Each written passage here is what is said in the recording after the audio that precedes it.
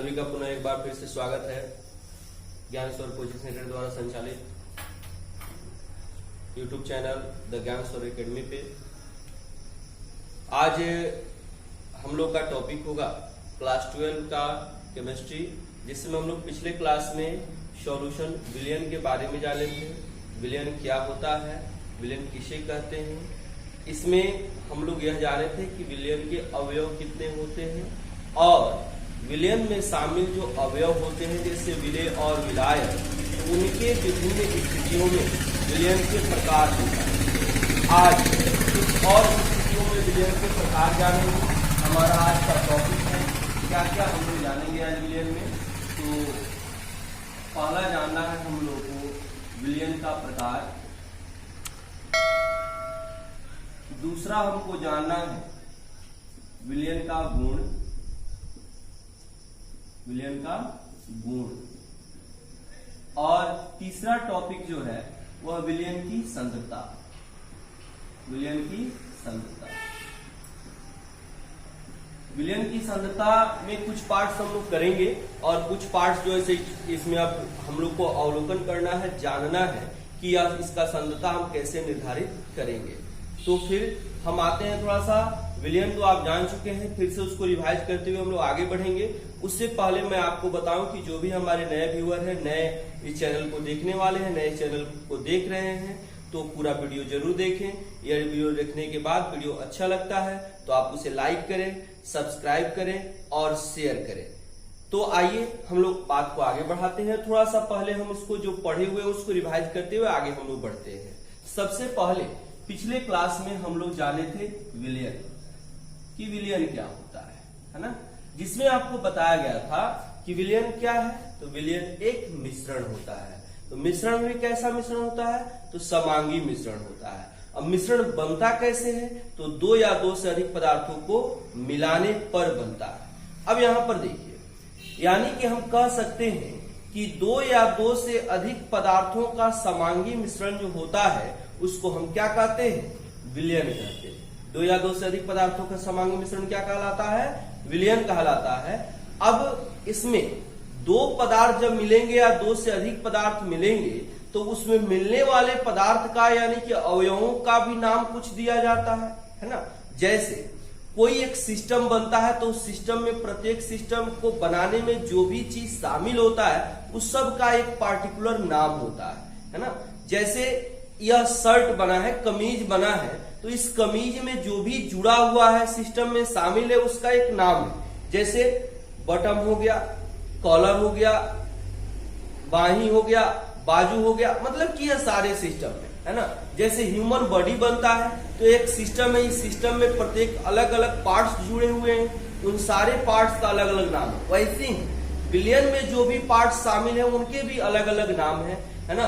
तो उसमें दो नाम दिए जाते हैं। एक जो उसमें कम मात्रा में रहता है, उसमें शामिल होने के बाद गायब हो जाता है, उसको कहते हैं विलेय, और जिसकी मात्रा अधिक होती है जो उसमें दिखाई देता है उसको कहते हैं विलायक। अर्थात विलयन के भाग दो हो गए, एक विलेय होता है और एक विलायक होता है। इसके पश्चात हमने पढ़ा था विलयन का प्रकार। तो विलयन के प्रकार में हमने दो आधार पर प्रकार पढ़ा है अभी तक। पहला हमने पढ़ा था अवस्था, यानी कि जो विलायक की अवस्था होती है ना, उसके आधार पर हमने जाना था कि इसके कितने प्रकार होते हैं, जिसमें आपको बताया गया था है ना कि इसके कितने प्रकार होते हैं, तो 3 प्रकार होते हैं। कितने प्रकार होते हैं, 3 प्रकार। कौन कौन, एक ठोस विलयन होता है, यानी कि वैसा विलयन जिसमें विलायक ठोस अवस्था में रहता है और विलेय किसी भी अवस्था में रह सकता है, उसको क्या कहते हैं, ठोस विलयन कहते हैं। इसी तरह से द्रव विलयन,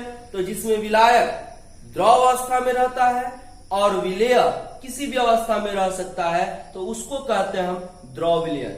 और तीसरा हम लोग जाने थे गैस विलयन, जिसमें विलायक गैसीय अवस्था में रहता है ना।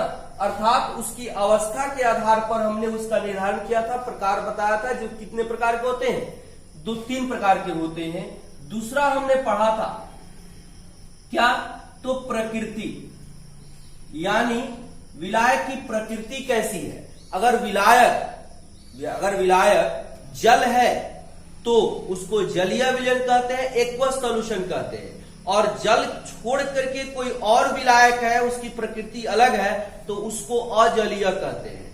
यानी कि विलायक के रूप में अगर जल है तो वह जलीय होगा, और विलायक के रूप में जल नहीं है तो उसको हम कहते हैं अजलीय विलयन, यानी कि नॉन एक्वस सॉल्यूशन कहते हैं।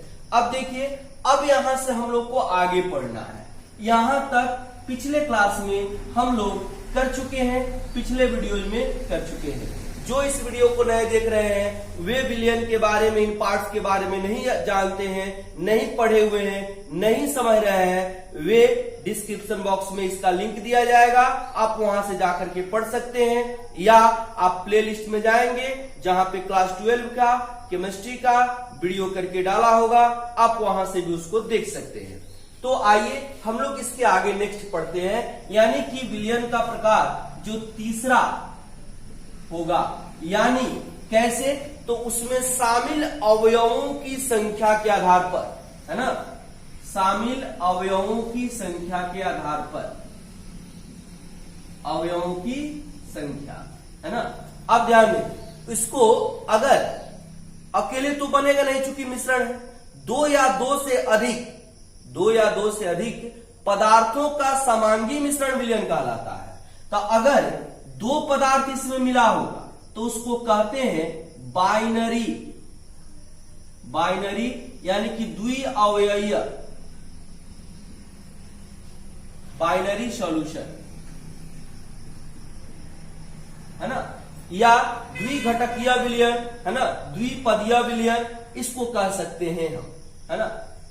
यानी कि बाइनरी सॉल्यूशन किसे कहेंगे, जिसमें वैसा विलयन जिसमें शामिल अवयवों की संख्या 2 होती है उसको हम बाइनरी सॉल्यूशन कहते हैं, है ना। वैसे ही दूसरा टर्टियरी सॉल्यूशन, है ना। टर्टियरी सॉल्यूशन में क्या हो गया, तो विलयन का वैसा प्रकार जिसमें शामिल अवयवों की संख्या 3 होती है उसको हम टर्टियरी सॉल्यूशन कहते हैं। अब इसके बाद ऐसे ही आप क्वाड का मतलब 4 होता है तो चतुर्थपदीय सॉल्यूशन हम कह सकते हैं, पंचपदीय सॉल्यूशन कह सकते हैं, ऐसे हम पदार्थ माने जैसे जैसे, है ना। या अब मान लेते हैं कि 3 से ज्यादा हम इसको कर दें तो इसको हम कह सकते हैं पॉली सॉल्यूशन, है ना, बहुपदीय सॉल्यूशन, बहुअवयवीय सॉल्यूशन, है ना। यानी कि जिसमें 3 से अधिक अवयव शामिल हो जाए उस विलयन को हम क्या कहेंगे, बहुपदीय यानी कि बहुअवयवीय सॉल्यूशन। या अब यहां पर देखिए, मात्रा के आधार पर, मात्रा यानी कि किसी एक का कंसंट्रेशन कह सकते हैं, सांद्रता कह सकते हैं, मात्रा कह सकते हैं, है ना, उसके आधार पर इसका, है ना, उसका प्रकार, यानी कि मात्रा के आधार पर, मात्रा के अनुसार, तो मात्रा के अनुसार इसका 2 ही प्रकार होता है। पहला हो गया इसका, एक होता है तनु विलयन, इसको कहते हैं डाइल्यूट सॉल्यूशन। डाइल्यूट सॉल्यूशन तनु विलयन का मतलब क्या हुआ कि वैसा विलयन जिसमें कोई पदार्थ, आपको 2 पदार्थ मिले हो, 2 सब्सटेंस मिले हो, 2 सामग्री मिली हो सामंगी रूप से, लेकिन जिसका विलयन का चर्चा कर रहे हैं वह दूसरे के सापेक्ष कम हो, एक की मात्रा लेस देन हो, कम हो, तो उसको कहते हैं उसका क्या, तनु विलयन। क्या कहते हैं, तनु विलयन। जैसे हम कहते हैं 2 पदार्थ मिला हुआ है, एक है ए और एक है बी। अगर ए की मात्रा बी से कम है, ए की मात्रा बी से कम है और प्रयोग हमको ए का ही करना है, किसी जो पदार्थ आपका स्पेसिफिक विशिष्ट जिसका चर्चा किया जा रहा है उसकी मात्रा दूसरे के सापेक्ष जब कम होती है तो हम यहां पर कहेंगे ए का तनु विलयन। क्या कहेंगे, ए का तनु विलयन। अभी देखिए एक और उदाहरण, जैसे अगर हम कहते हैं कोई विलयन बना हुआ है जिसमें HCl की मात्रा जो है वह 49% है, और जल की जो मात्रा है वह 51% है ना। अब यहां पर हम कह सकते हैं कि यह HCl की मात्रा कम है और H2O की मात्रा ज्यादा है, तो हम कहेंगे HCl का तनु विलयन यह हो गया। क्या हो गया? HCl का तनु विलयन हो गया। यानी कि दिए गए दो पदार्थों में जिसमें एक की चर्चा की जाती है, किसी एक विशेष पदार्थ का जो विलयन बनाया जाता है, अगर उसकी मात्रा दूसरे के सापेक्ष कम पाई जाती है, कम होती है, तो वह उसका क्या कहलाता है? तनु विलयन कहलाता है ना। अभी इसमें मान लेते हैं कि अब अगर 5% HCl हो गया और 95% जल हो गया, तो इसको कहेंगे अति तनु, यानी कि सुपर डाइल्यूट, यानी कि बहुत ही कम मात्रा हो गया इसका, तो यहां पे इसको तनु विलयन कहते हैं। इसी का अपोजिट होता है ना। क्या? इसके बाद सांद्र विलयन, सांद्र विलयन यानी कि कॉन्सेंट्रेशन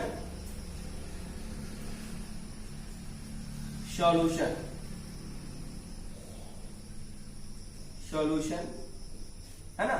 अब देखिए आगे जब हम लोग बढ़ेंगे तो जहां पे विलयन की चर्चा करनी होगी, DIL हम लिख देंगे, CONC लिख देंगे, तो आपको समझ जाना है। DIL लिखेंगे तो कि तनु की चर्चा हो रही है, और CONC यानी कॉन्क लिखेंगे तो आप समझ जाएगी सांद्र की चर्चा हो रही है ना। अब आप यहां पे समझ सकते हैं कि सांद्र विलयन का मतलब क्या हुआ। तो अगर कोई विलयन दो पदार्थों के सहयोग से बना रहे हैं और एक के सापेक्ष जिसकी आपको, जिस विलयन का आपको लेना है, जिस पदार्थ का विलयन लेना है, अगर उसकी मात्रा जिसमें वो घुला हुआ उससे अगर ज्यादा है, उससे अगर ज्यादा है, तब उसका वह कौन सा विलयन कहलाएगा? सांद्र विलयन कहलाएगा। जैसे A और B मिला हुआ है, अगर A की मात्रा B से ज्यादा है तो इस विलयन को क्या कहेंगे? A का सांद्र विलयन कहेंगे। यहां पर अगर हम कहते हैं कि जैसे HCl हो गया 55% और H2O हो गया 45%, तो हम कह सकते हैं कि यह HCl का क्या है? सांद्र विलयन है। अगर इसी में इसकी मात्रा बहुत अधिक हो जाती है, बहुत ज्यादा हो जाती है, तो हम कहेंगे कि यह अत्यधिक सांद्र हो गया, है ना। तो यहां पे जैसे हम कहे हैं ना अति तनु, तो यह अति सांद्र है ना, प्रबल सांद्र जिसको हम कह सकते हैं, इसको दुर्बल तनु कह सकते हैं। तो प्रबल सांद्र, दुर्बल तनु, यानी कि उसकी मात्रा पर निर्भर करता है कि जिसका विलयन हम बना रहे हैं वह दूसरे के सापेक्ष कम है या ज्यादा है। तो दूसरे के सापेक्ष जिसका विलयन आप बना रहे हैं तो वह उसकी मात्रा दूसरे के सापेक्ष यदि कम होती है तो वह उसका कौन विलयन कहलाएगा? तनु विलयन कहलाएगा। और दूसरे के साथ जिसका विलयन आप बना रहे हैं उसकी मात्रा अगर ज्यादा हो जाती है तो वह क्या कहलाएगा? सांद्र विलयन कहलाएगा। अगर बहुत ज्यादा हो जाती है तो वह क्या कहलाएगा? अति सांद्र या प्रबल सांद्र कहलाएगा। और यदि उसकी मात्रा बहुत ही कम हो जाती है तो अति तनु कहलाएगा या दुर्बल तनु कहलाएगा, है ना। तो अर्थात विलयन को कितने प्रकार से बांटे हम? 4 प्रकार से। एक और विलयन का प्रकार है उसको भी हम बताएंगे, वह अलग है थोड़ा सा। जैसे पहला हमने क्या किसके आधार बताया? अवस्था के आधार पर, यानी कि विलायक अगर ठोस है तो ठोस विलयन, अगर द्रव है तो द्रव विलयन, अगर गैस है तो गैस विलयन, पहला हो गया। दूसरा उसकी प्रकृति के आधार पर, अगर विलायक के रूप में जल है तो उसको जलीय विलयन, अगर जल नहीं है तो अजलीय विलयन, यानी कि एक्वस सॉल्यूशन और नॉन एक्वस सॉल्यूशन। और तीसरा अवयवों की संख्या, यानी कि अगर 2 अवयव है, 2 तो कम से कम चाहिए ही चाहिए, क्योंकि मिश्रण बनाना है, वह भी समांगी मिश्रण होगा तभी विलयन होगा। मिश्रण में 2 होता है, एक समांगी होता है, एक विषमांगी होता है। अगर मिश्रण विषमांगी है तब वह विलयन कदापि नहीं होगा, है ना। 2 पदार्थ जिसको आप मिला रहे हैं अगर समान रूप से मिल गए, समांगी मिश्रण है, तब वह कहलाएगा क्या? विलयन कहलाएगा। अब यदि उसमें 2 पदार्थ है तो उसको हम बाइनरी सॉल्यूशन कहते हैं, द्विअवयवीय विलयन कहते हैं, द्विघटकीय विलयन कहते हैं। अगर 3 अवयव मिल जाएगा तो उसको टर्टियरी सॉल्यूशन, 4 होगा तो ऐसे ही क्वाड्रेटिक सॉल्यूशन, और 3 से अधिक उसको ऐसे कहें तो उसको हटाइए क्वाड को, है ना। अगर 3 से ज्यादा होगा तो उसको पॉली सॉल्यूशन कह सकते हैं, बहु अवयवीय विलयन कह सकते हैं। इसके अलावा मात्रा के अनुसार दो पदार्थ अगर मिल रहे हैं, किसी एक जिसका विलयन आप चाहते हैं, अगर उसकी मात्रा दूसरे के सापेक्ष कम है तो वह तनु विलयन, अगर दूसरे के सापेक्ष उसकी मात्रा ज्यादा है तो उसको क्या कहेंगे अब, सांद्र विलयन। आप डिफिनीशन लिख सकते हैं यहाँ पे, यह तो हमने बता दिया है, आप इसको जो हमने बोला है उसके अनुसार लिख सकते हैं। बाइनरी सॉल्यूशन के लिए क्या लिखेंगे, तो विलयन का वह प्रकार जिसमें अवयवों की संख्या 2 होती है उसको हम बाइनरी सॉल्यूशन कहते हैं। विलयन का वह प्रकार जिसमें अवयवों की संख्या 3 होती है उसको टर्टियरी सॉल्यूशन कहते हैं, है ना।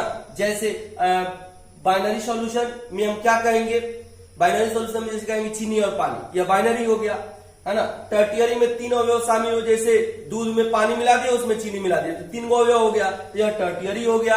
और बहुत सारा अवयव मिल जाएगा तो वह पॉली हो जाएगा, जैसे हवा, आप उदाहरण के तौर पे लिख सकते हैं, है ना। यह आपके अनुसार है। अब मात्रा के अनुसार तो आप इसको आसानी से लिख सकते हैं कि वैसा विलयन जिसमें शामिल 2 अवयवों में से किसी एक जिसका विलयन हम चाहते हैं, अगर उसकी मात्रा दिए गए दूसरे पदार्थ से अगर कम होती है तो उस विलयन को हम तनु विलयन कहते हैं। और उसके अपोजिट अगर उसी की मात्रा दूसरे के सापेक्ष ज्यादा हो जाएगी तो उसको सांद्र कहते हैं। अब इसी में एक लाइन और पारा चेंज करके लिख सकते हैं आप कि जिसका आप विलयन चाहते हैं उसकी मात्रा कम नहीं बहुत कम हो जाए, जैसे यहाँ पता है ना क्या 5% हो गया और 95% हो गया, तो ये तो तनु विलयन कहलाएगा। लेकिन अगर इस स्थिति में होगा तो यह अति तनु हो जाएगा, है ना, अति तनु हो जाएगा। जब अति तनु यानी कि बहुत तनु हो जाएगा तो यह प्रबल सांद्र हो जाएगा, यानी कि प्रबलता की ओर चला जाएगा। और इसी में बहुत अधिक अगर मात्रा हो जाएगा जिसका विलयन बना रहे हैं तो वह क्या हो जाएगा, मतलब अति सांद्र हो जाएगा। एक और हम लोग पढ़े हैं, है ना, पिछले क्लास में उसको हम बता चुके हैं, है ना। 5वां क्या पढ़े हुए हैं, तो विलेय के विलायक में घुलने के आधार पर यानी कि उसकी घुलनशीलता के आधार पर, अब आगे हम लोग पढ़ेंगे सांद्रता, उसमें हम लोग जानेंगे, है ना। तो वहां पे हमने बताया विलायक में विलेय के शामिल होने के आधार पर,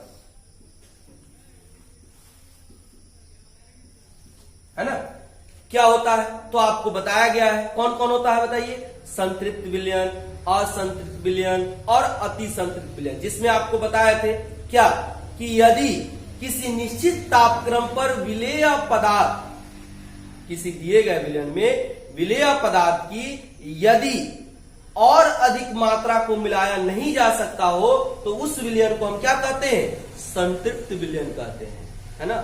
और यदि किसी निश्चित तापक्रम पर किसी विलयन में विलेय पदार्थ की और अधिक मात्रा को मिलाया जा सकता हो तो उसको कहते हैं असंतृप्त विलयन।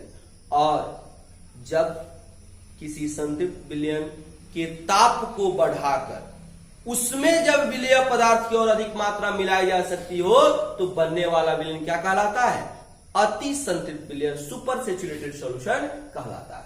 तो यह हुआ। अब हम लोग को जानना है, यह तो विलयन के प्रकार जान गए, विलयन जान गए, विलयन के अवयव जान गए, अब हम लोग जानेंगे विलयन के गुण, विलयन के गुण। तो आइए देखते हैं कि विलयन के क्या क्या गुण है। तो देखें, अब देखिए कि विलयन जो हम पढ़ने जा रहे हैं, तो कोई भी चीज पढ़ते हैं तो उसके बारे में पहले जानते हैं कि यह क्या है ना, यह इसके प्रकार कितने हैं। जैसे मान लेते हैं किसी घर जा रहे हैं तो उस आदमी के बारे में जानेंगे, उसके घर में कौन कौन रहता है उसको जाने, तो हमने विलयन जाना, विलयन का प्रकार जाना। अब उसके प्रकृति को जानेंगे, यानी कि उसके गुण को जानेंगे कि वह कैसा है, वह करता क्या है, उसके गुण को जानेंगे, तब उसके बाद हम उसका अध्ययन करेंगे। जैसा भी अध्ययन हमको करना होगा, यानी कि उसके सांद्रता का अध्ययन हम लोग करेंगे। तो सबसे पहले गुण के बारे में हम लोग जानते हैं, या आप नीचे क्लास में पढ़ चुके हैं। इसमें कुछ पॉइंट्स आएंगे जिसको फिजिकल केमिस्ट्री के लास्ट चैप्टर यानी कि सरफेस केमिस्ट्री में हम लोग को पढ़ने को मिलेगा, है ना। सबसे पहले हम आते हैं विलयन के गुण में। आपने यहां पर देखा विलयन के परिभाषा से हम अगर चले तो वहां पे आपने क्या पाया कि विलयन क्या होता है, विलयन है क्या, तो एक मिश्रण है। कैसा मिश्रण है? तो समांगी मिश्रण है। समांगी मिश्रण का मतलब क्या हुआ कि एक समान रूप से जितने भी उसके अवयव हैं एक समान रूप से आपस में एक दूसरे के साथ मिले होते हैं। अर्थात पहला गुण हो गया इसका क्या कि यह समांगी होता है, होमोजीनियस होता है, यह होमोजीनियस होता है। ठीक है। दूसरा, अब देखिए जब समांगी हो गया एक समान रूप से मिलेगा तो हमने बताया है कि आप अगर चीनी पानी को मिलाते हैं तो यह एक विलयन देगा, और विलयन देगा तो इसमें जो शामिल इसके अवयवी भाग है, कण है, प्रत्येक भाग में उसका गुण जो होगा समान होता है ना। तो विलयन के संपूर्ण भाग का गुण समान होता है ना। ऐसा नहीं है कि आप जब शरबत बना लेंगे तो कहीं ज्यादा मीठा लगेगा, कहीं कम मीठा लगेगा। मीठा लगेगा तो सब जगह बहुत ज्यादा लगेगा, नहीं तो सब जगह बहुत कम लगेगा। यानी कि उसके प्रकृति पर, यानी कि उसके संपूर्ण भाग का गुण क्या होता है? समान होता है। इसके अलावे और देखिए और क्या इसका गुण होता है? तो इसमें जो होता है इसके भौतिक गुण में परिवर्तन होता है।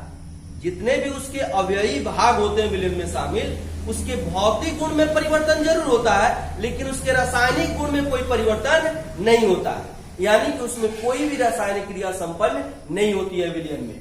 तो यहां पर लिखेंगे क्या, हम कह सकते हैं कि विलयन के अवयवी भागों के भौतिक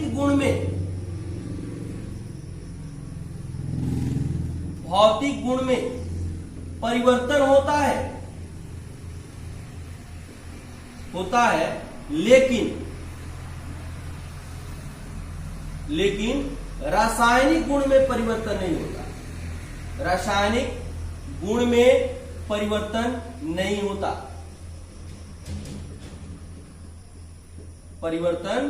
नहीं होता।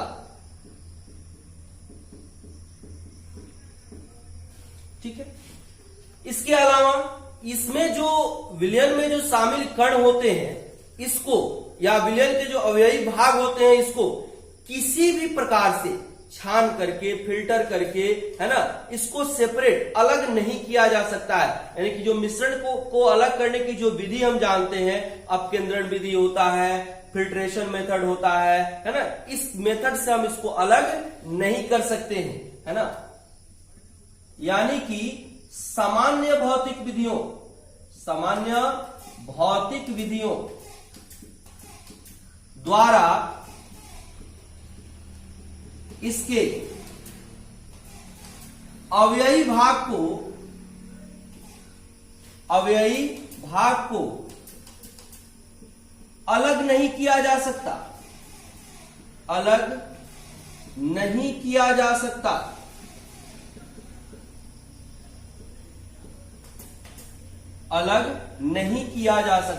है। ठीक है। इसके अलावे और क्या, तो इसमें जो शामिल जो कण होते हैं, यह अस्थायी होते हैं।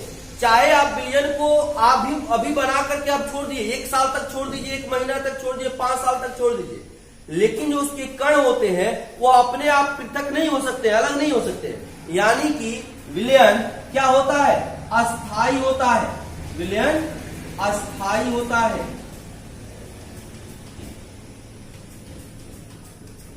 ठीक है। विलयन में शामिल जो अवयवी भाग होते हैं, अवयवी कण होते हैं, इसको हम अपने सामान्य नग्न आंखों के द्वारा हम नहीं देख सकते हैं। यानी कि विलयन में शामिल अवयवी भागों को हम नग्न आंखों से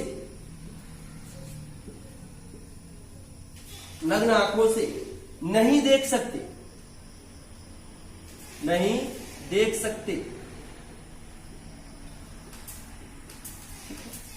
इसके अलावे और क्या, अब देखिए इसमें और भी है कि इसका आकार, जब हम इसको देखते हैं तो इसके कणों का आकार प्राप्त होता है कि कणों का आकार, विलयन के कणों का जो व्यास होता है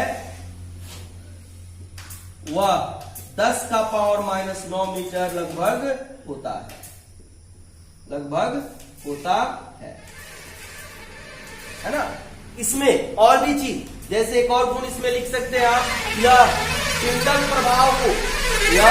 प्रभाव को नहीं दिखाता है, यह ब्राउनियम गति को नहीं दिखाता है, यह इलेक्ट्रोफोरेसिस को नहीं दिखाता है। अब इसको हम यहाँ पर इसलिए नहीं लिख रहे हैं क्योंकि टिंडल प्रभाव, ब्राउनियम गति या इससे संबंधित जो भी है यह सब कोलॉइडल का गुण होता है। आप आगे पढ़ेंगे यह सब हम लोग को जानना है। जैसे विलयन में सामान्य रूप से 3 तरह के होते हैं, तो विलयन का मतलब वास्तविक विलयन से है, रियल सॉल्यूशन से है। एक और विलयन बोलता है जिसको कोलॉइडल सॉल्यूशन बोलते हैं, और एक और होता है जिसको निलंबन बोलते हैं। यानी कि विलयन के 3 प्रकार होते हैं मुख्य रूप से। उसमें शामिल कणों की सघनता के आधार पर इसके वर्गीकरण किए जाते हैं, है ना। उसके क्या कहते हैं, डेंसर मीडियम के आधार पर, यानी कि वो कितना डेंसर है उसके आधार पर, या कितना रेयर है उसके आधार पर इसके 3 प्रकार किए जाते हैं, जिसमें रियल सॉल्यूशन होता है, कोलॉइडल सॉल्यूशन होता है, और आपका एक रिपल्शन होता है यानी कि निलंबन होता है। यह 3 प्रकार होते हैं।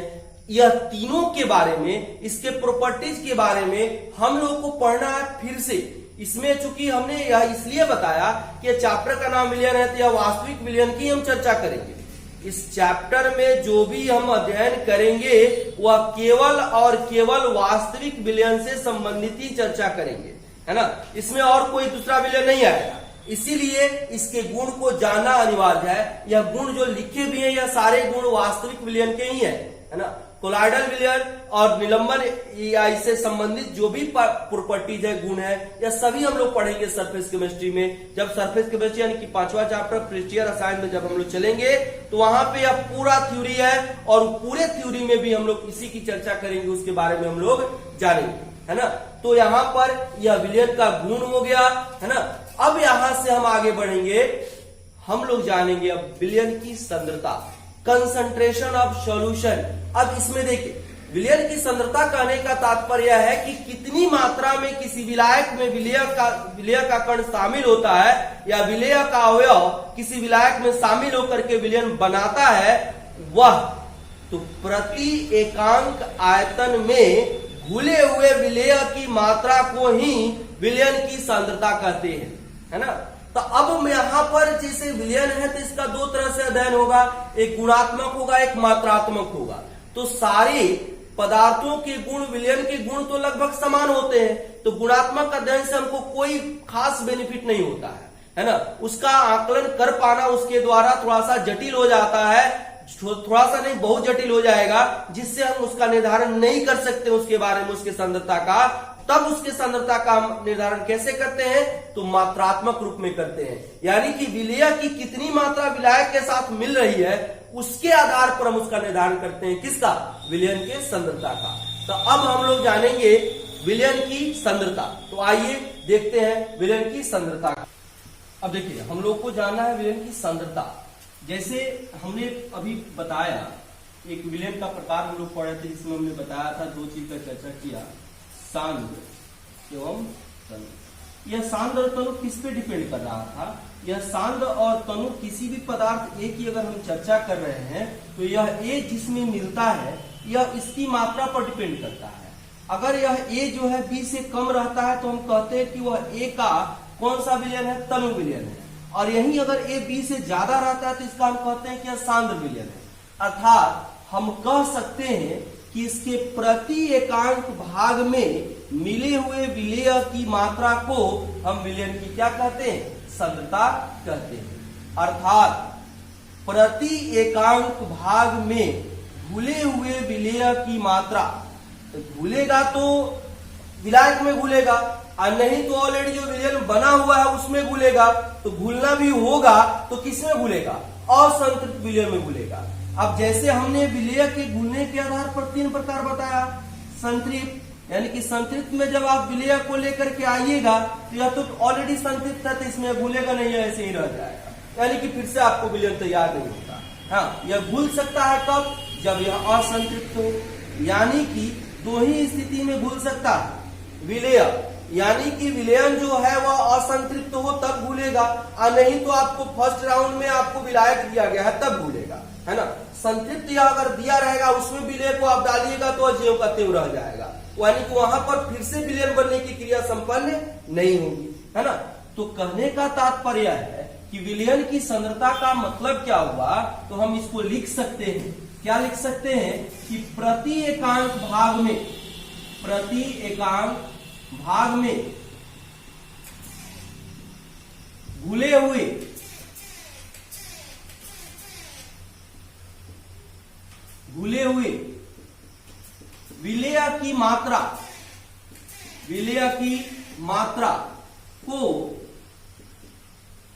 विलय की मात्रा को विलयन की सांद्रता कहते हैं, विलयन की सांद्रता कहते हैं।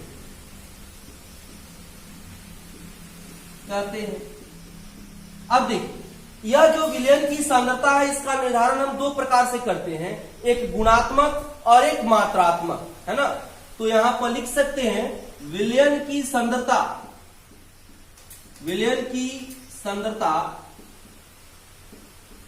का अध्ययन मात्रात्मक एवं गुणात्मक रूप में किया जाता है,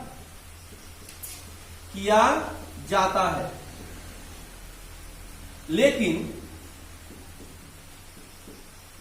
गुणात्मक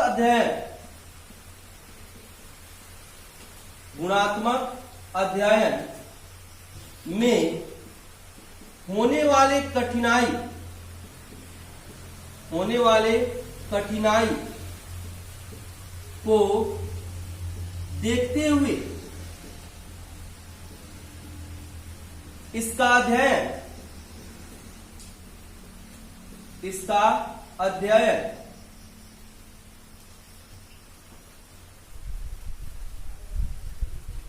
मात्रात्मक रूप में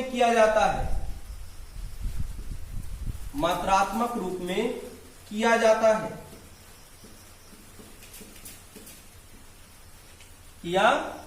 है, ठीक है।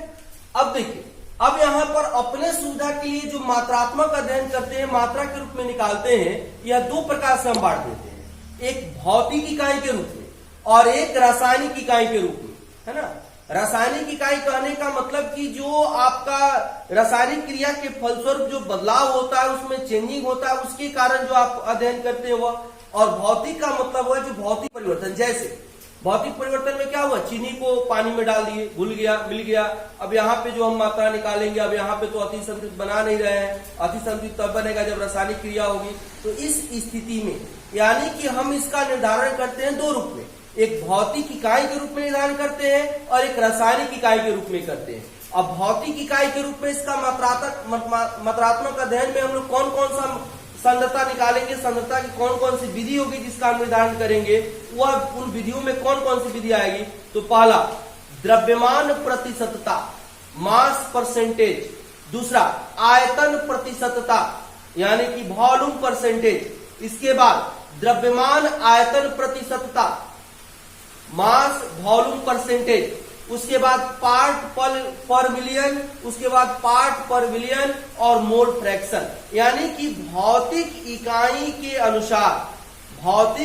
के अनुसार जब भी विलयन की सांद्रता, जो भी विलयन की सांद्रता ज्ञात करने की विधि है वह कितनी है, 6। यह हम अपनी सुविधा के लिए इसको अलग किए हैं। अब हम यहां से इसके बाद आगे हम लोग निकालेंगे, तो हम लोग निकालते हैं क्या, तो सामान्यता, मोलालता, मोलरता, है ना, यानी कि नॉर्मालिटी, मोलारिटी, यह सब चीज का हम निर्धारण हम लोग करते हैं। तो आइए हम लोग एक एक करके हम लोग विलयन की सांद्रता के बारे में जानेंगे, विलयन की सांद्रता का निर्धारण करेंगे। इसमें आया तो आप जान गए कि विलयन की सांद्रता हम कहते किसे हैं, यानी कि प्रति एकांक भाग में मिले हुए विलय के मात्रा को हम विलयन की सांद्रता कहते हैं। यह विलयन की सांद्रता हम दो प्रकार से निकाल सकते हैं, एक मात्रात्मक रूप में और एक गुणात्मक रूप में। लेकिन गुणों के आधार पर हम सारी व्यवस्थाओं का निर्धारण नहीं कर सकते हैं, इसलिए गुणात्मक अध्ययन हम लोग नहीं करते हैं। हम लोग करते हैं मात्रात्मक अध्ययन, है ना। अब उस मात्रात्मक अध्ययन में हम लोग को दो प्रकार से इसके काम को करना है। एक भौतिक इकाई, हम अपनी सुविधा के अनुसार इसको दो भाग में बांट दिए, एक भौतिक इकाई के अनुसार निर्धारण करेंगे और एक रासायनिक इकाई के अनुसार निर्धारण करेंगे। अब यहाँ पे जो यह भौतिक इकाई और रासायनिक इकाई के अनुसार जो आपको क्या कहते हैं विलयन की सांद्रता निकालने की विधियां हैं, उनको हम लोग जानेंगे कि उसके अनुसार हम कैसे विलयन की सांद्रता को निकाल सकते हैं। और अब यहां से आपको थोड़ा सा विशेष ध्यान देने की आवश्यकता है, क्योंकि यहां से आपका अब शुरू हो जाएगा इसी कॉन्सेप्ट पे न्यूमेरिकल, है ना। जब आप इसको ध्यान से आप पढ़ेंगे, देखेंगे, सुनेंगे, इस पे काम करेंगे तो आपके न्यूमेरिकल के काम करने में कोई कठिनाई नहीं होगी। और यहाँ आपको इस पूरे टॉपिक में जितना भी आपको विलयन की सांद्रता निकालने की विधियां होगी, उन सभी पे आपको न्यूमेरिकल्स करना होगा, उन सभी के अनुसार न्यूमेरिकल्स बनाना होगा। तो आइए हम लोग देखते हैं कि विलयन की सांद्रता ज्ञात करने की कौन कौन सी विधियां हैं।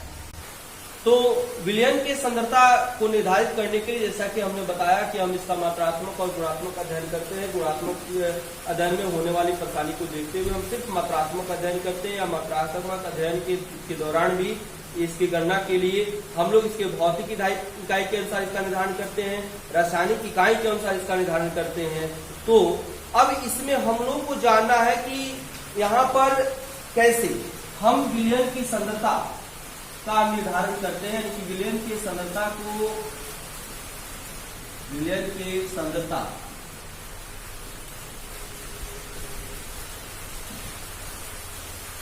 ज्ञात करने की विधि के बारे में हम लोग जानेंगे। अब इसमें देखिए विलयन की सांद्रता ज्ञात करने की विधि में हमने बताया कि पहला हम लोग करते हैं, तो इसमें हम कैसे निकालते हैं, तो भौतिक इकाई के अनुसार कैसे ज्ञात करते हैं, भौतिक इकाई के आधार पर हम निर्धारित करते हैं। इस विधि में पहला विधि हम लोग जानेंगे द्रव्यमान प्रतिशतता, द्रव्यमान प्रतिशतता, है ना, mass percentage, mass percentage, mass percentage. अब ध्यान देंगे, है ना, क्या तो एक चीज देखेंगे यहाँ पे हमने द्रव्यमान प्रतिशतता बताया। हमने बताया कि भौतिक इकाई में हम 6 विधि का प्रयोग करते हैं, द्रव्यमान प्रतिशतता, आयतन प्रतिशतता, द्रव्यमान आयतन प्रतिशतता, आपको उसके अलावे क्या कहते हैं कि पार्ट पर बिलियन, मोल प्रभार, यह 6 विधियों का प्रयोग करेंगे विलयन की सांद्रता को निकालने के लिए, है ना। अब यहाँ पर देखिए द्रव्यमान प्रतिशतता की बात आई है, तो यानी कि विलायक के द्रव्यमान में हम द्रव्यमान को मिलाएंगे, यानी कि द्रव्यमान के साथ द्रव्यमान ही मिलेगा, यानी इसको हम लिख सकते हैं द्रव्यमान प्रतिशतता, यानी कि विलय भी होगा वह भी द्रव्यमान के रूप में होगा, और विलायक भी होगा वह भी द्रव्यमान के रूप में होगा। द्रव्यमान और आयतन दोनों में फर्क होता है, अर्थात आयतन जो होता है, आयतन बेसिकली उसके लिए हम लोग प्रयोग में लाते हैं जो सॉलिड के रूप में होता है, और द्रव्यमान भी हम सॉलिड का भी निकालते हैं और लिक्विड का भी निकालते हैं, है ना। लिक्विड जैसे आयतन का हम बात करें तो जनरली अगर पानी की बात आती है कि पानी में हमको काम करना है, पानी इतना दिया हुआ है, तो पानी के लिए यह तरल पदार्थ है, तो बेसिकली इसको आयतन के रूप में हम लेते हैं, है ना। यानी कि जब भी द्रव्यमान की बात आएगी तो ग्राम किलोग्राम का बात आएगा, अगर आयतन की बात आएगी तो मिलीलीटर लीटर की बात आएगी, है ना। तो इस तरह से यानी कि सामान्यतः जब होता है तो द्रव पदार्थ का चर्चा किया जाता है, और जब द्रव्यमान होता है तो इसमें बेसिकली ठोस पदार्थ का चर्चा किया जाता है ना। अर्थात अब यहाँ पर देखिए कि द्रव्यमान प्रतिशतता है, यानी कि हम इसको क्या लिखेंगे कि प्रति 100 ग्राम विलयन में घुले हुए विलेय पदार्थ की जो मात्रा होती है, उसकी जो प्रतिशत मात्रा होती है वह द्रव्यमान प्रतिशत कहलाती है। यानी किसी विलयन के 100 ग्राम में उपस्थित विलेय के द्रव्यमान को उसका द्रव्यमान प्रतिशत हम कहते हैं। हम लिख सकते हैं किसी विलयन के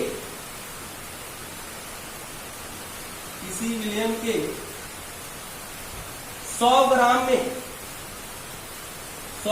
में घुले विलेय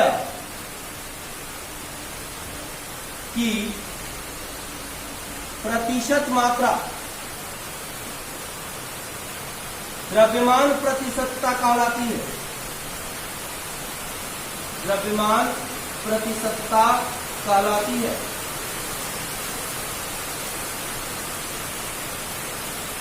है ना। अब यहां पर देखेंगे कि 100 ग्राम में घुले हुए, अगर हम यहाँ पे अब इसके फॉर्मूला को हम तैयार करते हैं, है ना, कि कैसे इसको हम लिखें, है ना। अर्थात मान लीजिए कि W ग्राम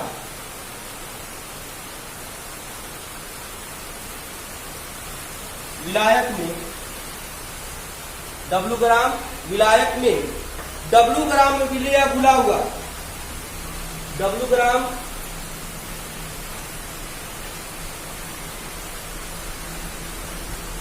विलायक लिख सकते हैं या विलयन लिख सकते हैं। तो W ग्राम विलायक, यहाँ पे विलयन ही लिखिए क्योंकि परिभाषा में हमने विलयन लिखा है। W ग्राम विलयन में घुले विलेय की मात्रा बराबर W हो गया। तो 1 ग्राम विलयन में क्या हो जाएगा बोलिए, W बटा W हो जाएगा। तो कितना है प्रश्न, 100 ग्राम किसी विलयन के 100 ग्राम, यानी कि 100 ग्राम विलयन में घुले हुए, 1 ग्राम में तो इतना हो गया, तो 100 ग्राम में क्या हो जाएगा बताइए। तो 100 ग्राम विलयन में घुले हुए विलेय की मात्रा हो जाएगी W बटा W और गुना 100, है ना। यह छोटा वाला W आप ध्यान रखेंगे, छोटा अगर W लिखते हैं तो आप समझ जाइए कि यह विलेय का द्रव्यमान होगा, विलेय का भार होगा, और बड़ा W लिखते हैं तो यह किसका हो जाएगा, विलयन का हो जाएगा, है ना। अब देखिए यहां पर अर्थात द्रव्यमान प्रतिशतता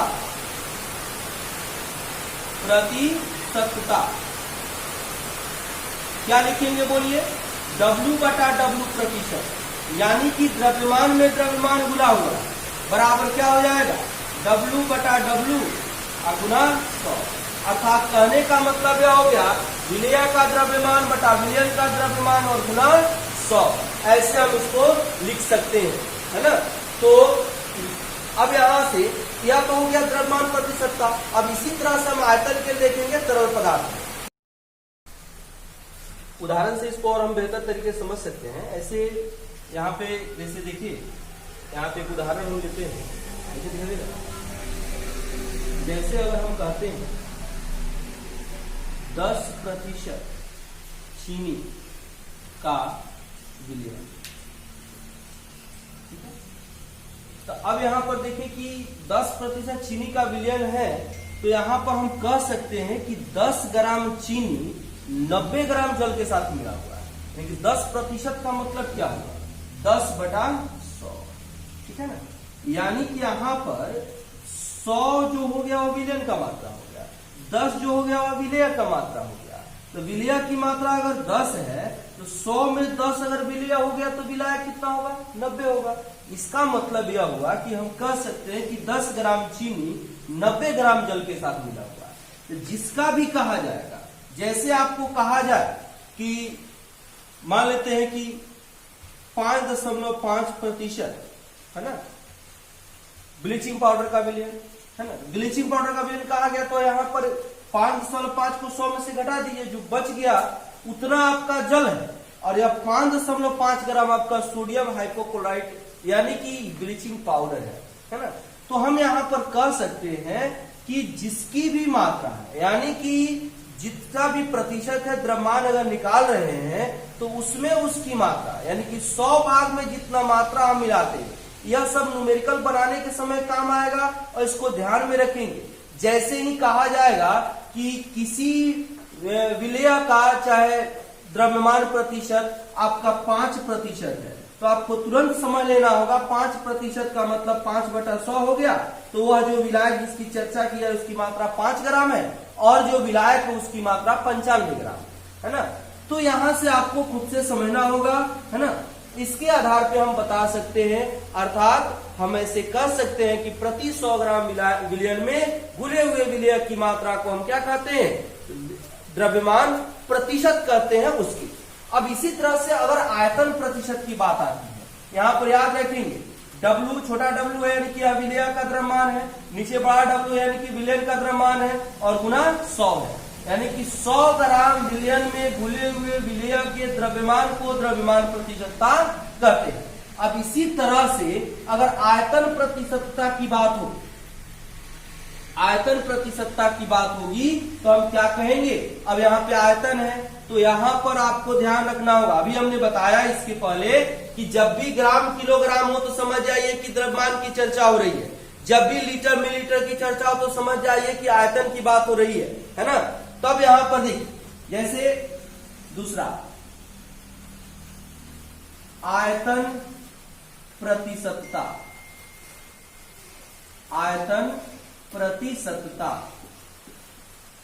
यानी कि वॉल्यूम परसेंटेज, वॉल्यूम परसेंटेज।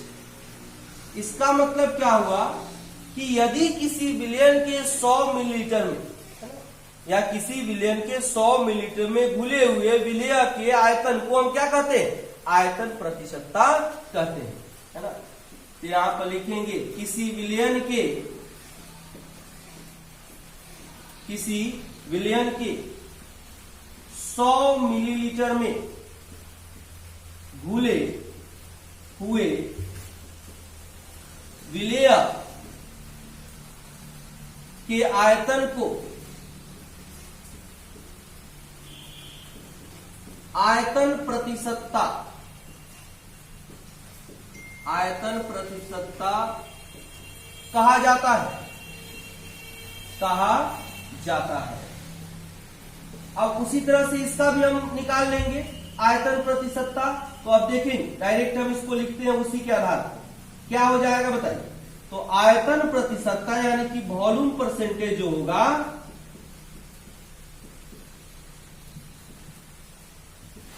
क्या होगा, V/V प्रतिशत, यानी कि छोटा भी हो गया विलय का आयतन और बड़ा भी हो गया विलयन का आयतन, यह क्या हो जाएगा बताइए। तो V/V गुना 100, है ना। अर्थात विलय का आयतन बटा विलयन का आयतन,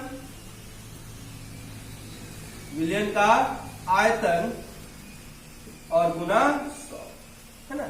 अब देखिए अगर यहां पर एक उदाहरण से हम समझे, हम कहें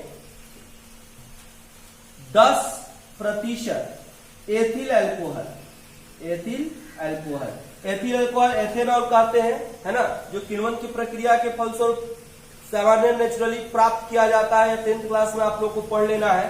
तो इसका इतना का एथिल अल्कोहल का विलयन अगर हम कहते हैं, इसका मतलब क्या हुआ, इसका मतलब क्या हुआ, इसका मतलब यह हुआ कि 90 मिलीलीटर इसमें जल है और 10 मिलीलीटर इसमें एथिल अल्कोहल, है ना।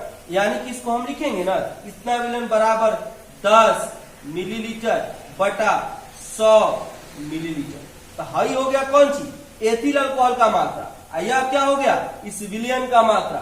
तो अगर 10 मिलीलीटर एथिल अल्कोहल है तो 90 मिलीलीटर हो जाएगा जल, तब न मिलाएंगे तो एथिल अल्कोहल का विलयन बनेगा। तो हम यहाँ पर ऐसे बता सकते हैं, इस तरह से हम इसको निर्धारित भी कर सकते हैं। यह सब कॉन्सेप्ट है जिसको आप समझ करके या भौतिक परिमाण के आधार पर भौतिक इकाई के लिए हमको इसको जानना है। यहाँ पे दूसरा कुछ नहीं है, आपको सिर्फ और सिर्फ मात्रा का निर्धारण, उसकी प्रतिशत मात्रा आपको बताना है ना। दूसरा कुछ यहाँ पे हम नहीं कर रहे हैं। अब इसी तरह से अगर द्रव्यमान आयतन प्रतिशतता की बात आती है तब उसको हम कैसे निर्धारित करेंगे, इसको देखिए। तो द्रव्यमान आयतन प्रतिशतता में क्या होगा, तो प्रति 100 मिलीलीटर में, प्रति 100 मिलीलीटर विलयन में घुले हुए विलेय के द्रव्यमान को हम क्या कहेंगे? द्रव्यमान आयतन प्रतिशतता कहेंगे। क्या कहेंगे? द्रव्यमान आयतन प्रतिशतता कहते हैं या नहीं? यानी कि द्रव्यमान आयतन प्रतिशतता, है ना, यानी मास वॉल्यूम परसेंटेज, है ना। यानी क्या कहेंगे बताइए कि प्रति 100 मिलीलीटर विलयन में घुले हुए द्रव्यमान की मात्रा को हम क्या कहेंगे? द्रव्यमान आयतन प्रतिशतता कहेंगे। यानी इसका मतलब क्या हो जाएगा बताइए? तो विलेय का द्रव्यमान बटा विलयन का आयतन और गुना 100। यानी इसको देखिए कैसे लिखेंगे हम। किसी विलयन के, यानी किसमें कौन मिलेगा? आयतन में द्रव्यमान। तो यहां पर विलयन का जो होगा वह किस रूप में होगा? आयतन के रूप में होगा। और जो विलय घुलेगा वह कौन सी में होगा? ठोस रूप में होगा, द्रव्यमान में होगा। तो किसी विलयन के 100 मिलीलीटर में घुले द्रव्यमान, घुले विलेय के द्रव्यमान को क्या कहते हैं? द्रव्यमान आयतन प्रतिशतता कहा जाता है, कहा जाता है। अब अर्थात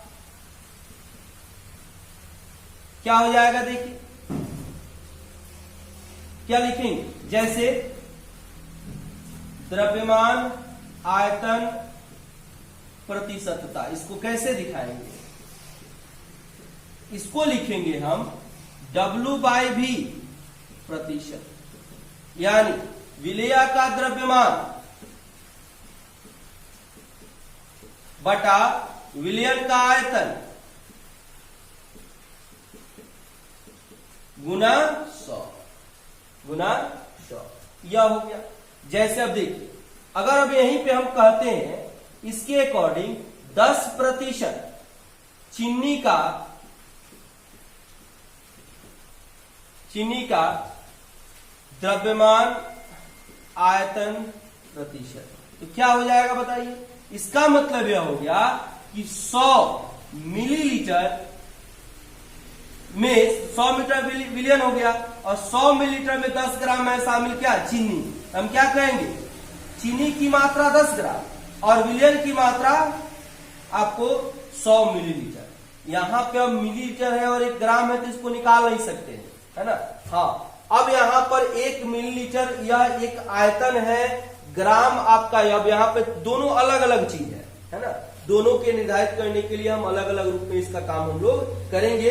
उसमें हम अब बदलने के लिए भी हम अलग काम करेंगे, लेकिन यहाँ पे 10 ग्राम चीनी हो जाएगा और 100 ग्राम आपका जल हो जाएगा। अब इसके बाद हम लोग को जाना भी 3 और जानना है। अगला देखिए हम लोग जानेंगे, अब देखिए इसके बाद जो चौथा है वह हम लोग को है ppm। इसको कहते हैं क्या? पार्ट्स पर मिलियन, है ना। यानी क्या? मिलियन का मतलब होता है 10 लाख, पर मतलब हो गया प्रति, और पार्ट्स मतलब होता है भाग। यानी कि प्रति 10 लाख में घुले हुए विलेय के भाग को हम क्या कहते हैं? पीपीएम कहते हैं, पार्ट्स पर मिलियन कहते हैं। जो कि W/W में आ सकता है, V/V में हो सकता है, W/V में हो सकता है। इन तीनों रूपों में हो सकता है ना। यहाँ पे पीपीएम को इन तीनों रूपों में हम व्यक्त कर सकते हैं। हम क्या लिखेंगे बताइए? कि प्रति 10 लाख में, प्रति 10 लाख में, तो 10 लाख में कौन सी? तो प्रति 10 लाख विलयन की मात्रा में घुले हुए विलेय की मात्रा को, है ना। तो किसी विलयन के प्रति 10 लाख में विलयन के प्रति 10 लाख में घुले विलेय की मात्रा पीपीएम कहलाती है, पीपीएम कहलाती है। यानी किसी भी विलयन के प्रति 10 लाख में, यानी कि 10 लाख भाग में जितना विलय का मात्रा गुना होगा वही क्या कहलाएगा, पीपीएम कहलाएगा। अर्थात हम क्या लिख सकते हैं बताइए, अर्थात पीपीएम बराबर विलय की मात्रा बटा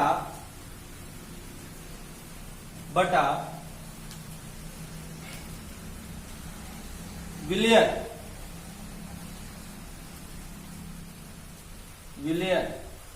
की मात्रा और गुना 10 का पावर 9।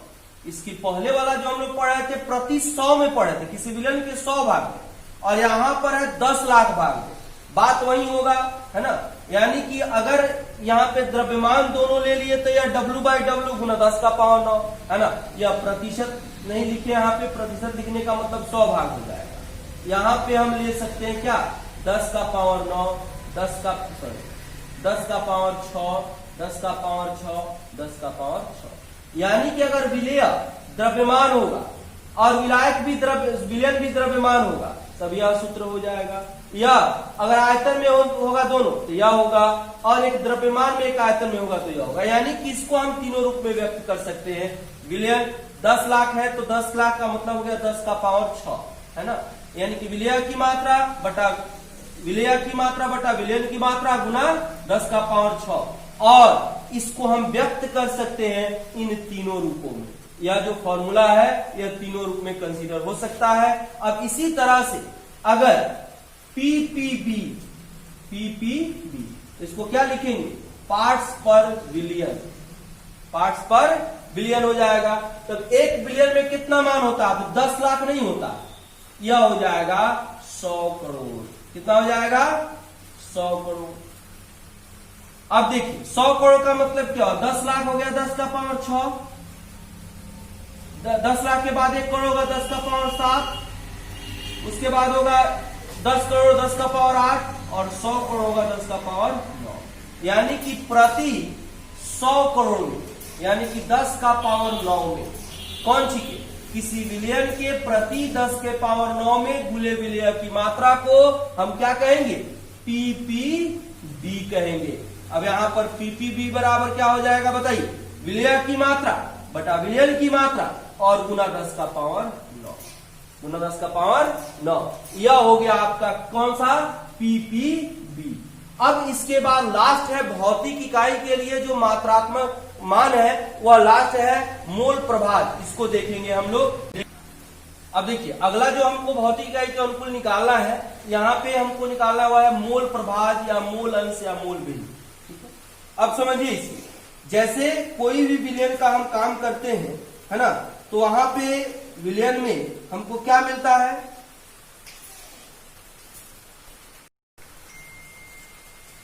विलेय और विलायक, है ना। तो उस विलेय और विलायक के सापेक्ष हम लोग को काम करना है कि इसका मोल प्रभाज यानी कि उसकी मोल में मात्रा निकालनी है ना।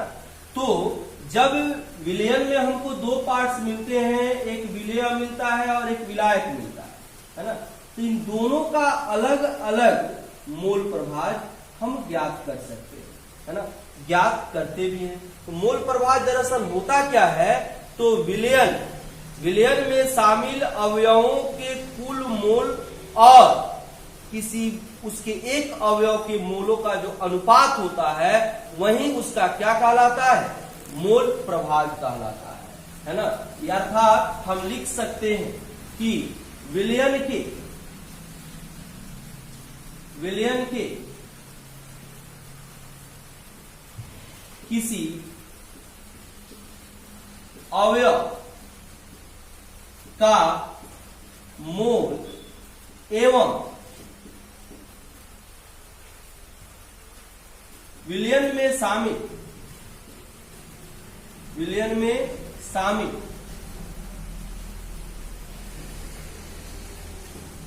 सभी घटकों के सभी घटकों के कुल मोल का अनुपात मोल प्रभाज कहलाता है। मोल प्रभाज कहलाता है। मोल प्रभाज कहलाता है ना। अर्थात कहने का मतलब यह हुआ कि विलयन में दो भाग हो गया, एक विलेय हो गया और एक विलायक हो गया। यानी कि हम कह सकते हैं कि विलेय का जो मोल प्रभाज होगा वह विलेय का मोल होगा बटा विलयन का मोल होगा। अर्थात हम जिसको दूसरे शब्द में हम अपनी भाषा में अगर इसको लिखें तो लिख सकते हैं अर्थात विलयन के कुल मोल के सापेक्ष, विलयन के कुल मोल के सापेक्ष, कुल मोल के सापेक्ष किसी घटक का मोल उस घटक का मोल प्रभाज कहलाता है। उस घटक का मोल प्रभाज कहलाता है। मोल प्रभाज कहलाता है। अब देखिए, है ना, मोल प्रभाज को हम जनरली डिनोट करते हैं एक्स से। हम यहां पे लिख देते हैं मोल प्रभाज को एक्स से प्रकट करते हैं। एक्स से प्रकट करते हैं, है ना। हम कह सकते हैं क्या होगा, अतः अब दोनों भाग का, यानी दो घटक होता है वो विलेय होता है और एक विलायक होता है, तो दोनों का अलग अलग मोल प्रभाज होगा। तो अगर हम विलेय का मोल प्रभाज निकालते हैं, विलेय का मोल प्रभाज, तो अभी हमने क्या बताया कि जिस घटक का मोल प्रभाज निकालना होगा उस घटक का मोल और विलयन में शामिल सभी अवयवों का मोल, इन दोनों का अनुपात ही क्या कहलाता है, मोल प्रभाज कहलाता है। तो विलेय का मोल प्रभाज निकालना होगा तो क्या लिखेंगे, बोलिए, विलेय का मोल आप बटा सभी घटकों का मोल या विलयन का कुल मोल, विलयन का कुल मोल, ऐसे लिख सकते हैं। ऐसे ही अगर विलायक का मोल प्रभाज निकालना होगा तो कैसे निकालेंगे, विलायक का मोल प्रभाज क्या होगा, तो क्या लिखेंगे बताइए, तो विलायक का मोल बटा विलयन का कुल मोल, है ना, यह होगा। अब यहां पर हम ऐसे इसके अनुसार हम काम कर सकते हैं। एक्स से हम प्रकट कर रहे हैं तो इसके लिए हम इसको निर्धारित भी कर सकते हैं। तो थोड़ा सा देखेंगे इसको हम कैसे निर्धारित कर रहे हैं। इसके कुछ पार्ट्स भी हमको तो मिलेंगे, इसमें हमको ध्यान देना है। अब यहां पर देखना हमको यह है, जैसे अब देखिए अब इसका हम व्याख्या कर रहे हैं। व्याख्या के अकॉर्डिंग आए, हम देखें, हम लिखें, माना कि विलेय का मोल, विलेय का मोल, ठीक है, बराबर हमने क्या ले लिया, एन ले लिया। विलायक का मोल, विलायक का मोल, मोलों की संख्या को एन से डिनोट करते हैं। अब विलेय कम होता है इसलिए छोटा एन ले लिए, विलायक ज्यादा इसलिए बड़ा एन ले लिए, है ना। अब यह दोनों ले लिए। अब यहां पर हम निकाल रहे हैं अगर विलेय का मोल प्रभाज, विलेय का मोल प्रभाज, अब ऐसे मोल प्रभाज को कौन से डिनोट करते हैं, एक्स से। तो यहाँ पे दो घटक है तो पहला घटक विलेय हो गया तो इसको x1 ले लिए हम। तो x1 बराबर क्या लिखेंगे बताइए, तो x1 बराबर हम लिख सकते हैं, अब विलेय का मोल प्रभाज निकाल रहे हैं तो क्या लिखेंगे बोलिए, विलेय का मोल अब बटा विलयन का कुल मोल। तो कुल मोल यानी कि विलेय का मोल जोड़ विलायक का मोल। तो विलेय का मोल कितना n और विलायक का मोल कितना n। अर्थात किसी भी घटक का निकालना होगा, आपसे इसे एग्जाम्पल के तौर पर समझिए, कि किसी विलयन में 5 गो घटक मिला हुआ है, ए बी सी डी या 4 गो घटक मिला हुआ है। अगर हमको ए का मोल प्रभाव निकालना होगा तो क्या हो जाएगा, तो ए का मोल अब बटा इन चारों का मोल, इन चारों का मोल, यानी कि किसी भी विलयन में किसी एक घटक का जो मोल प्रभाव होता है उसके मोल और उस विलयन में शामिल सभी अवयवों के मोल के अनुपात के बराबर होता है ना। ऐसे हम कह सकते हैं कि विलय का मोल प्रभाव बराबर क्या हो जाएगा, या विलय का मोल हो गया और बटा इन दोनों के मोलों का योग। अब इसी तरह से देखिए, अगर विलायक के मोल की बात है तो क्या लिखेंगे, तो विलायक का मोल प्रभाव अगर हम X2 लिखते हैं तो विलायक का मोल बटा दोनों का मोल, तो विलायक का मोल कितना है N और बटा विलय का मोल है जो विलायक का मोल यानी कि N प्लस N, ठीक है। और यह तो हम अलग अलग निकाल लिए उसमें और इससे एक और रिजल्ट मिलता है ना, यानी कि अगर हम किसी विलयन में शामिल प्रत्येक अवयवों के मोल प्रभाजों को जोड़ दें तो उसका वैल्यू 1 होता है। यह पूछा भी जाता है, यह कंसेप्ट है। क्या कंसेप्ट है, जैसे पूछा गया कि किसी भी विलयन में शामिल उसके अवयवी घटकों के मोल प्रभाजों का योग कितना होता है, 1 होता है। अब जैसे मान लेते हैं कि 4 घटक दे दिया गया ए बी सी डी और उसमें से दे दिया गया कि ए के का मोल प्रभाव जितना, बी का मोल प्रभाव जितना, सी का मोल प्रभाव जितना, तो डी का मोल प्रभाव कितना। तो क्या करेंगे, तीनों को जोड़ लेंगे और एक में से घटा देंगे, चौथे का निकल जाएगा। तो यह कंसेप्ट है। अब देखिए उस कंसेप्ट को हम यहाँ पे फुलफिल करते हैं, प्रूव करके दिखा रहे हैं आपको, है ना। यानी कि x1 अब प्लस x2, देखिए x1 क्या है, विलय का मोल प्रभाव हो गया, x2 क्या है, विलायक का मोल प्रभाव हो गया, जोड़ी n बटा n प्लस n, फिर n बटा n प्लस n लिखेंगे, जोड़ेंगे तो लघुत्तम देखिए n प्लस n हो जाएगा और फिर n प्लस n हो गया, या दोनों कट जाएगा तो कितना हो गया 1। देखिए विलय का मोल प्रभाव जो विलायक का मोल प्रभाव बराबर कितना हो गया, 1 हो गया। अर्थात इससे एक कंसेप्ट निकलता है, क्या निकलता है कि विलयन में शामिल उसके सभी अवयवी घटकों के मोल प्रभाजों का योग कितना होता है, 1 होता है ना। अब यहां पर नोट में इसको हम लिख सकते हैं, नोट में इसको लिखेंगे,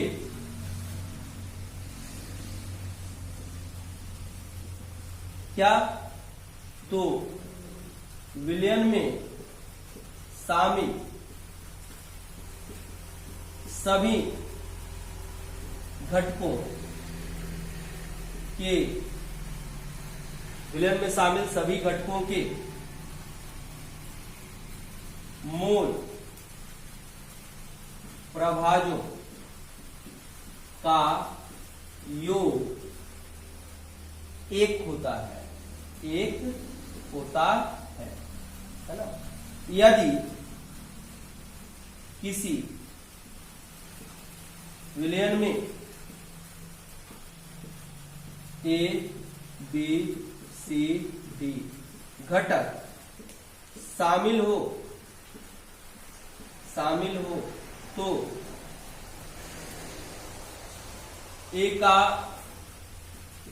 मोल प्रभाव जोड़ बी का मोल प्रभाव